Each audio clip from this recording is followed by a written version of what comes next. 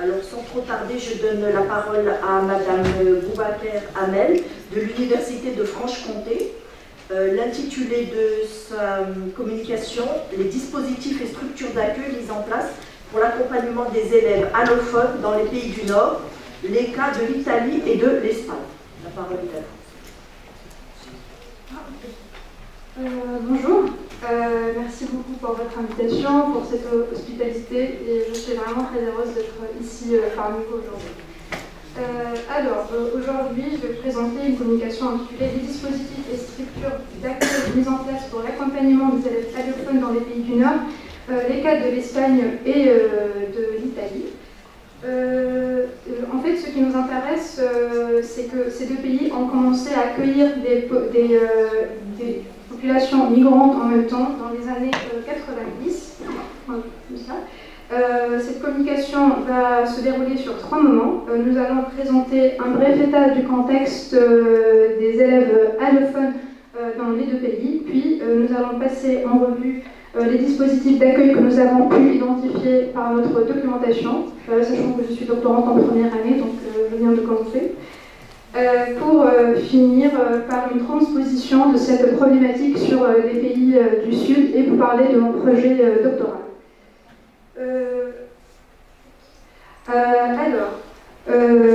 Nous allons commencer par une mise en contexte. Les premiers flux migratoires vers l'Espagne et l'Italie datent des débuts des années 90 et ces mouvements migratoires n'ont pas cessé d'augmenter, de progresser et de toucher de plus en plus de nationalités, de nouvelles tranches d'âge et de nouvelles situations socio-économiques.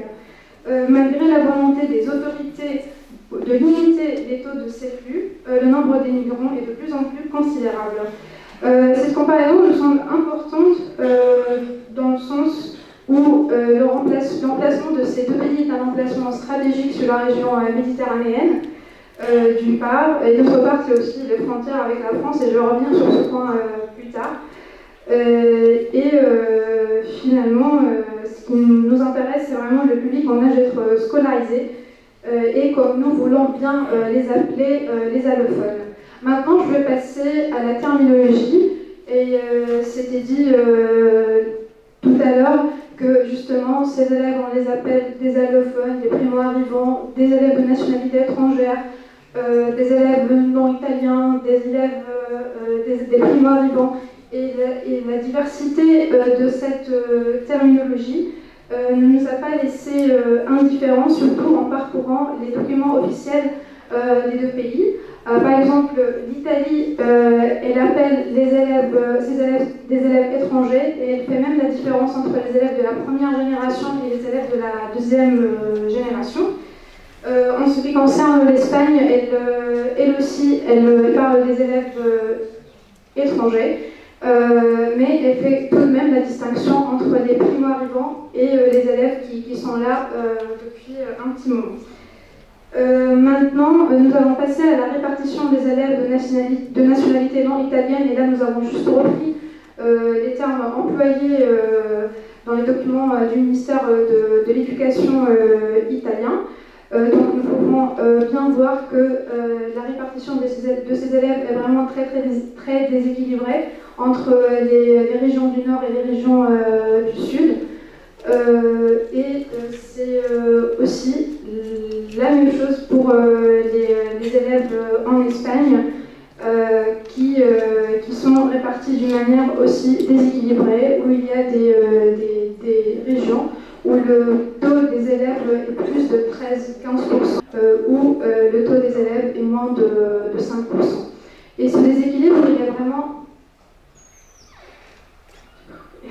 ce déséquilibre, c'est bien de le souligner, parce que ça va aussi nous donner un déséquilibre au niveau des dispositifs, au niveau des...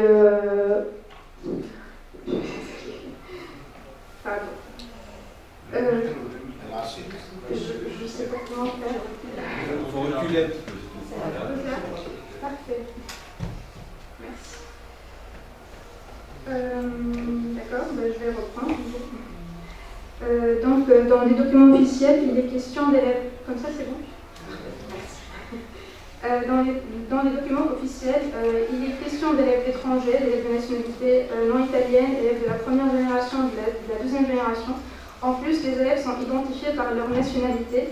C'est pourquoi, dans les documents officiels, nous trouvons des distinctions entre élèves non italiens et élèves italiens. Là, je suis revenue un peu en arrière parce que je pense que c'est important, comme la voix n'était pas très bien. L'absence de cette distinction terminologique a déjà été soulignée par les instances européennes, à savoir la Commission européenne, qui a pointé du doigt en 2013 l'absence de catégorisation de ces élèves qui sont nouvellement arrivés ou des élèves allophones en Italie qui ne sont pas vraiment identifiés, ce qui met justement les chercheurs et les statistiques en difficulté pour pouvoir étudier ce public. Les élèves allophones, ils ne sont pas identifiés dans les documents officiels, mais ils sont tout de même identifiés dans certaines écoles où on parle de nuovi arrivati in Italia. Dans le cas de l'Espagne, comme je viens de le souligner, ils sont identifiés entre élèves primo-arrivants et élèves qui sont déjà scolarisés il y a plus longtemps. Alors, pour revenir juste un petit moment aux cartes, le taux des élèves allophones, des élèves plutôt étrangers dans ces pays s'élève à 876 000 élèves en Italie au cours de l'année scolaire 2019-2020, soit 10% des élèves scolarisés. Et dont 65% de ces élèves sont des élèves de la deuxième génération. Et en ce qui concerne l'Espagne, c'est aussi presque la même chose. Le nombre des élèves s'élève à 857 000 élèves et leur taux c'est de 10% aussi. Donc c'était vraiment intéressant de voir que dans les deux pays qui ont commencé à recevoir ce public au même moment qu'aujourd'hui, ils ont presque les mêmes statistiques à ce niveau-là. Maintenant, nous allons passer aux politiques linguistiques et éducatives dans ces deux pays-là. On a commencé par voir les lois internationales. La Convention internationale, par exemple les droits de l'enfant, elle a été signée par ces deux pays en 1990-1991 ils sont obligés de favoriser l'intérêt supérieur de l'enfant justement, pour l'intérêt supérieur de l'enfant. En plus, les lois internationales, nous avons parcouru des documents européens.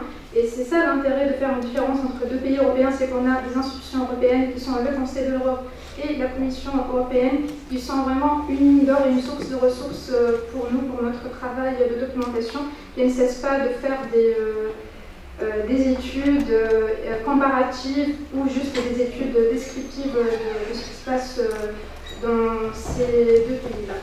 Je vais essayer d'aller vite parce que j'ai trop traîné. Maintenant, je vais parler dans les politiques linguistiques et éducatives. Il serait vraiment intéressant de parler de l'autonomie dans ces deux pays-là.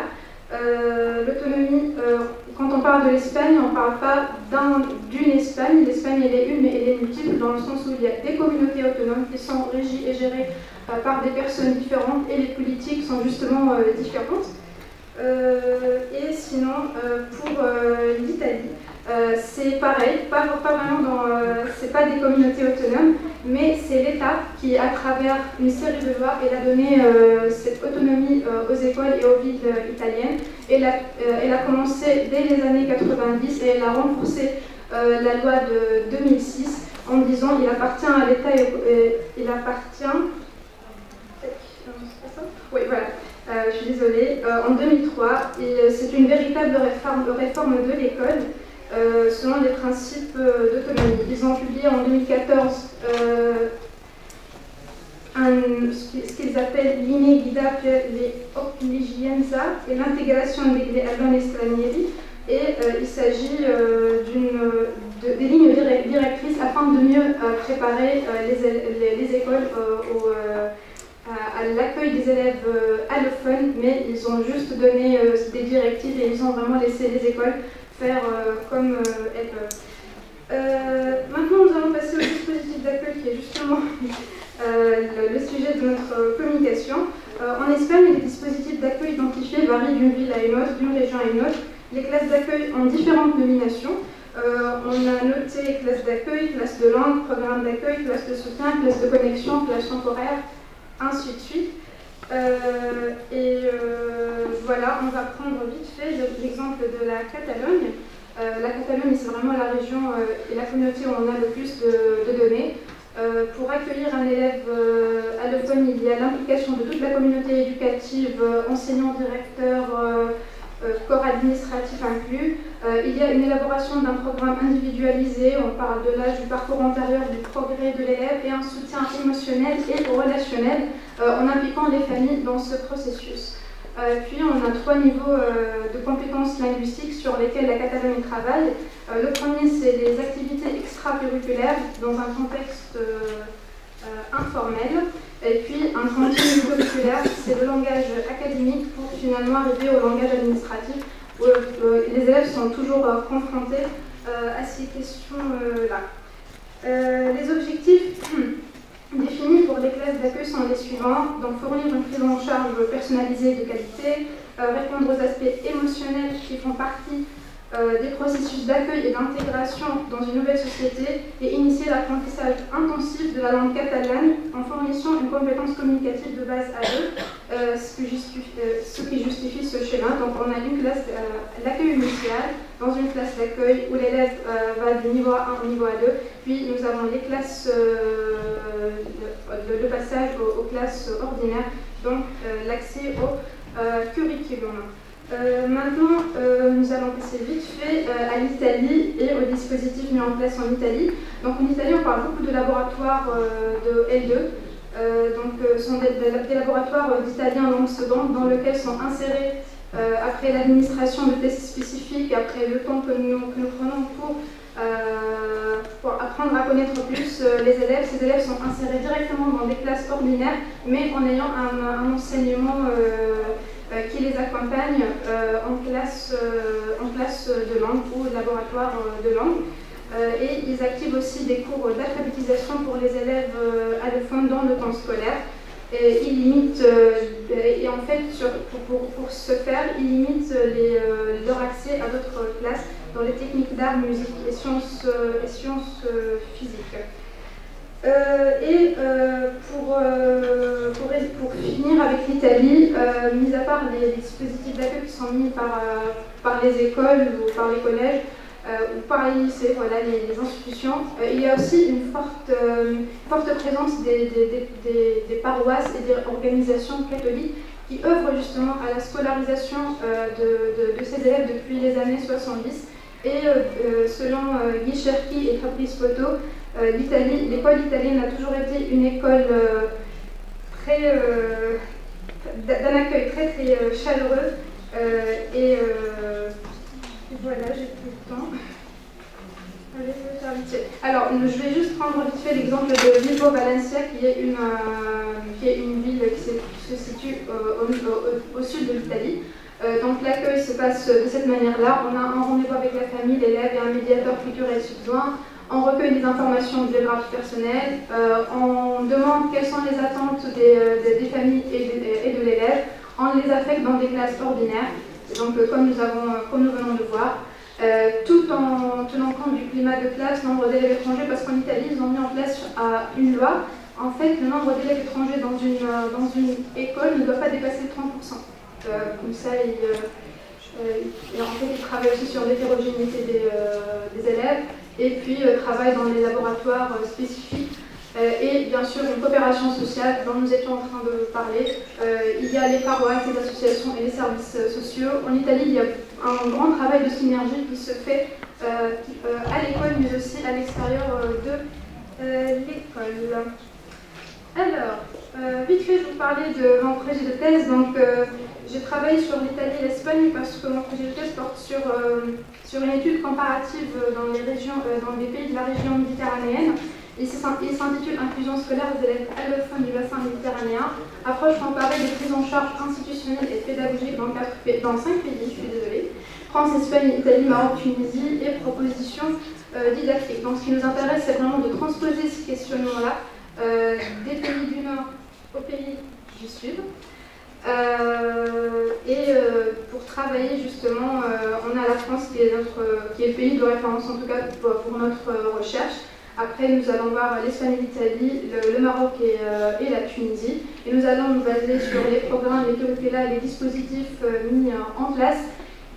Et pour ce faire, bien sûr, nous allons mener un grand travail d'échantillonnage, de recueil de données, d'observation participante et d'enquête sur le terrain et les entretiens. Voilà, donc ce sont les outils de recueil de données. Enfin, pour moi, pour nous, je pense que pour tous les gens qui sont ici, une scolarité réussie est généralement synonyme d'un avenir sauvé, d'un enfant qui va être un membre actif dans la société de demain. Et les objectifs de notre travail, autres ceux qui sont scientifiques ou méthodologiques, sont aussi d'ordre social et humain. Et je clôture avec cette belle citation de M. Jean-Pierre Cuc qui est parmi nous aujourd'hui et qui dit « Car il est unique l'enfant, la majuscule me sert juste à ne jamais oublier que derrière le nom commun se cache toujours un enfant. » Merci.